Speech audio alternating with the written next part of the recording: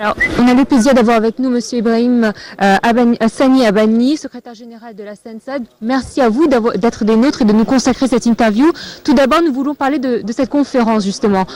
Son importance à un temps où la majorité des pays africains sont frappés par le terrorisme. Bismillah ar-Rahman ar-Rahim. Merci donc de me permettre d'intervenir dans le cadre de cette 5e réunion des ministres de la Défense qui se tient ici à Sharm el-Sheikh en Égypte.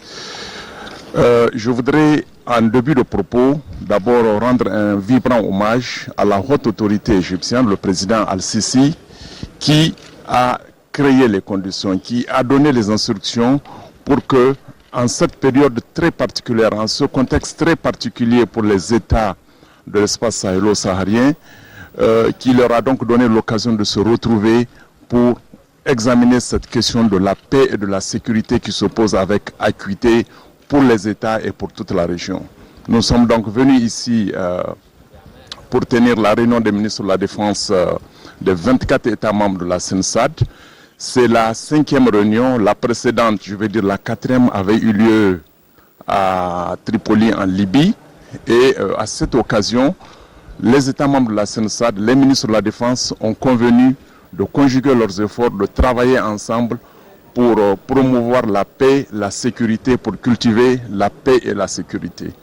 Et vous le savez comme moi, cette situation de la paix et de la sécurité est très très préoccupante, qu'il s'agisse de la Somalie, qu'il s'agisse du Nord Mali, du lac Tchad, la situation est préoccupante. Beaucoup de nos pays sont confrontés aujourd'hui au terrorisme. Nos armées sont confrontées à de nouvelles menaces, en particulier le terrorisme qui compromettent la paix, la sécurité, la quiétude sociale et qui malheureusement aussi compromettent le développement en ce sens que les moyens des États sont de plus en plus orientés vers, je dirais, l'effort de guerre. Donc nous sommes ici aujourd'hui pour en discuter, pour voir comment nous devons travailler ensemble et nous avons obligation de travailler ensemble parce que ce sont des menaces transnationales. L'Égypte a montré un intérêt très important durant cette dernière période pour lutter contre le terrorisme. Est-ce qu'aujourd'hui on peut dire que la communauté est prête à créer un comité militaire pour affronter tous les défis qui font face justement à l'Afrique? Je voudrais profiter de cette occasion pour saluer, je dirais, l'engagement de l'Égypte et des hautes autorités égyptiennes. Je voudrais saluer leur attitude de solidarité vis-à-vis des autres États africains, mais en particulier vis-à-vis des autres États de l'espace sahélo-saharien. Et l'Égypte nous donne aujourd'hui l'occasion, donne l'occasion à la SENSAD d'engager une discussion et de travailler, de réfléchir pour unir les efforts, pour travailler ensemble de façon à créer et à consolider la paix et la sécurité. Et nous sommes très heureux que cette réunion se tienne ici en Égypte parce que l'Égypte, c'est un très grand pays. L'Égypte, c'est une grosse locomotive et son apport sera certainement déterminant.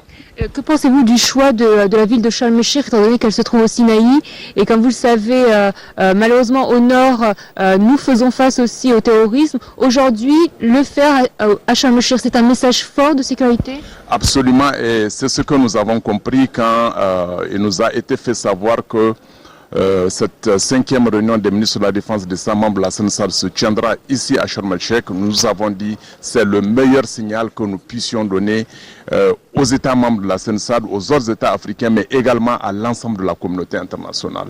Nous sommes venus à Sharm el-Sheikh pour dire que le terrorisme et les terroristes ne peuvent pas vaincre face à la détermination des États. Là, on a 2 jours de préparation pour la cérémonie d'inauguration qui se tiendra jeudi, justement. Quels seront les sujets les plus importants qui seront traités? À l'occasion donc de la réunion des ministres de la Défense, les chefs de délégation, les ministres de la Défense, les chefs d'état-major qui vont être ici vont examiner le rapport que vont leur présenter les experts. Et les experts vont travailler sur les documents, en fait sur la réactualisation ou la révision des textes organisant ou créant les textes qui organisent la démarche commune, collégiale des États membres de la CNSAD dans le traitement des questions de paix et de sécurité. Il s'agit d'abord du protocole de prévention, de gestion et de règlement de conflits. Il s'agit également d'un autre document très intéressant. C'est un document sur un conseil permanent de paix et de sécurité que les chefs d'État de la CNSAD ont décidé de créer lors du sommet de la CNSAD qui avait eu lieu à N'Djamena à l'initiative du président Idriss Déby Itno du Tchad. À cette occasion, les chefs d'État se sont dit qu'il faut faire de la CNSAD non pas un instrument de coopération économique, mais également un instrument de paix, de promotion de la paix et de la sécurité. Et ils ont décidé de créer dans ce cadre un conseil permanent de paix et de sécurité. La présente réunion des ministres de la Défense est l'occasion pour les 24 États membres d'apprécier ce document, de l'adopter et de le soumettre à l'appréciation et à l'adoption finale des chefs d'État qui vont se retrouver dans quelques mois au Maroc à l'initiative du roi du Maroc, Mohamed VI. Très bien. On vous souhaite toute la réussite possible pour la réussite de cette conférence et on espère vous retrouver justement au dernier jour pour nous faire le bilan et le point de cette initiative. Merci beaucoup.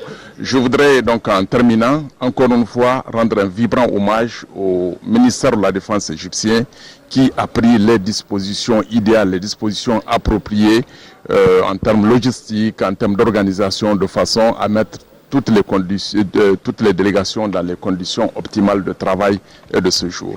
C'est à l'honneur de l'Égypte. Merci.